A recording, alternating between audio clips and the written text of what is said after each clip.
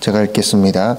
이스라엘 자손이 다시 여호와의 목전에 악을 행하여 바알들과 아스타롯과 아람의 신들과 시돈의 신들과 모압의 신들과 암몬 자손의 신들과 블레셋 사람들의 신들을 섬기고 여호와를 버리고 그를 섬기지 아니하므로 여호와께서 이스라엘에게 진노하사 블레셋 사람들의 손과 암몬 자손의 손에 그들을 파심해 그 해에 그들이 요단강 저쪽 길르앗에 있는 아모리 족속의 땅에 있는 모든 이스라엘 자손을 쳤으며 18해 동안 억압하였더라.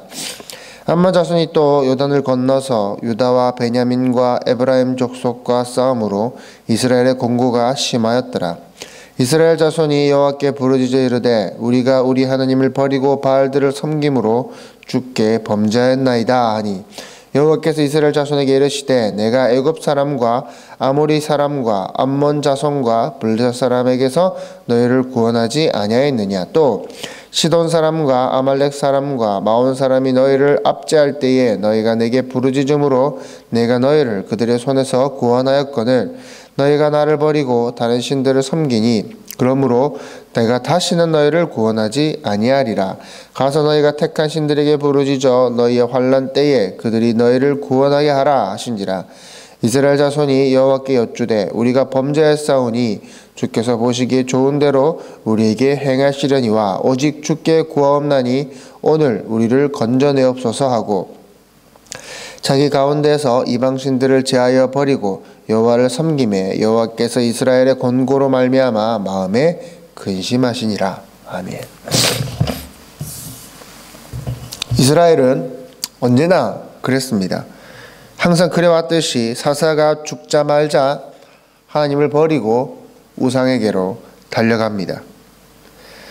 한두 번도 아니고 어떻게 그렇게 매번 그럴 수가 있는지 끊임없이 그들은 하나님을 버리고 우상을 쫓아가는 그러한 일들을 반복합니다. 그런 상황이 되면 하나님께서 그 사랑하시는 백성들을 깨우치시기 위해서 그들에게 고난을 주시죠. 이방 민족들로 말미암아 고난과 압제를 받게 하십니다. 그러나 사랑이 무한하신 하나님, 우리의 사랑이 무한하신 하나님은 당연히 당신의 그 선택을 바꾸시지 아니하십니다. 이놈들 말 안 듣는 내가 이제 갖다 버리지 하지 아니하시고 바꾸지 아니하시고 그들이 고통 가운데 있을 때마다 그들이 고난 가운데 있을 때마다 사사를 보내서 그들을 구원을 하십니다. 이스라엘에게 고난은 구원자를 예표하는 사사를 부르는 사사를 오게 하는 그러한 어쩌면 은혜인지도 모릅니다. 고난이라는 것은 어쩌면 우리 인생 가운데 은혜일지도 모릅니다. 이스라엘의 회개는 진정한 회개가 아니었습니다. 그들의 회개는 일단 자신들이 처한 그 상황, 지금 닥친 그 고난에서 건져지기만을 바라는 그 상황을 지금 내가 벗어나기만을 구하는 그러한 목적에서의 회개였습니다.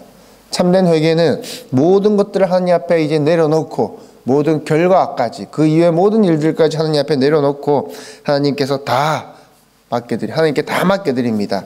하나님께서 하시옵소서 하면서 모든 것을 드리고 나의 모든 죄들을 하나님 앞에 용서를 구하고 트랜스폼되는 이제 변화되는 그러한 것이 회개입니다.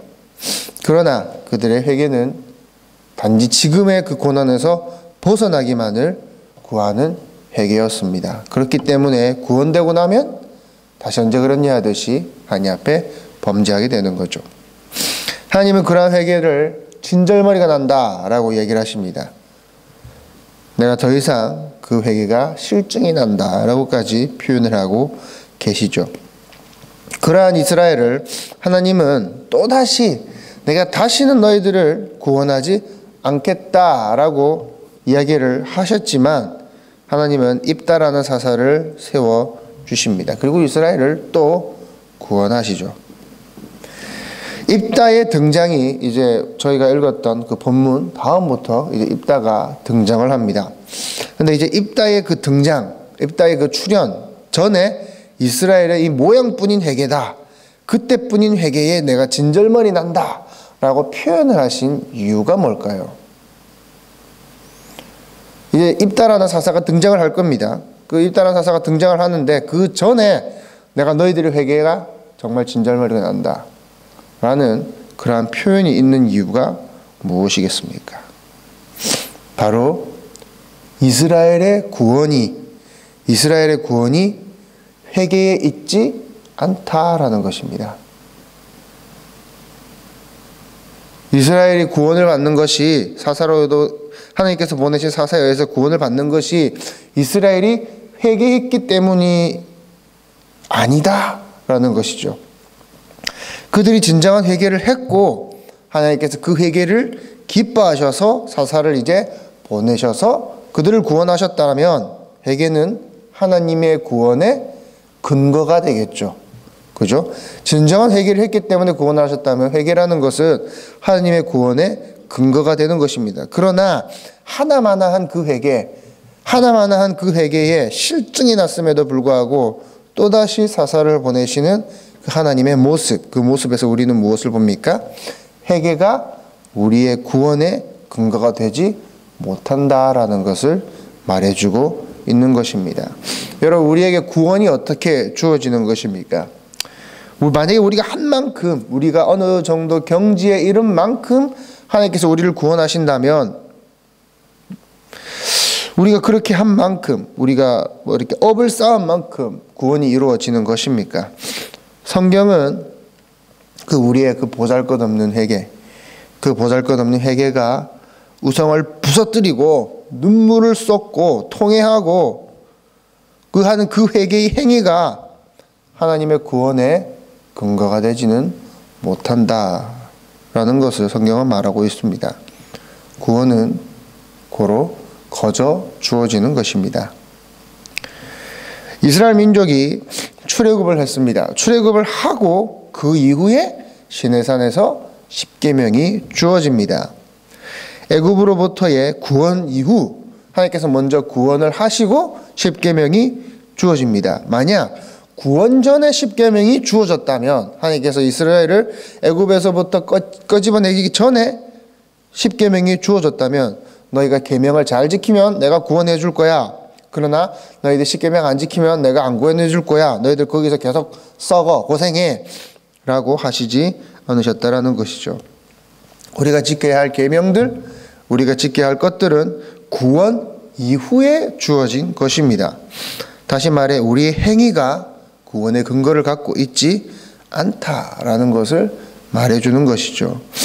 마치 자녀가 돈 한 푼 벌어오지 않지만 집에 있는 그 물건을 자기 것인 것처럼 자기 것인 양 사용하고 냉장고 음식을 막 자기가 알아서 꺼내서 먹듯이 우리는 한 것이 없지만, 우리는 아무 자격이 없지만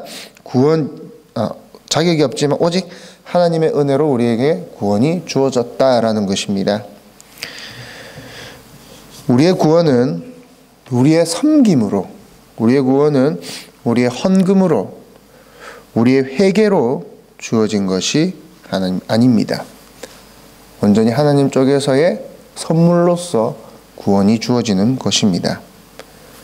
그리고 그 구원은 인간 측에서의 노력이 아니라 오로지 하나님 쪽에서의 열심으로 구원이 완성되어 가는 것입니다. 우리의 기도도 마찬가지입니다. 우리의 삶의 고난 가운데서 하나님께서 구해주시기를 바라는 그러한 것도 마찬가지입니다. 우리의 기도가 우리의 행위를 근거로 하는 기도가 되지 말아야 할 것입니다. 오로지 하나님의 은혜만을 구하는 그러한 기도가 되기를 바랍니다. 기도하겠습니다.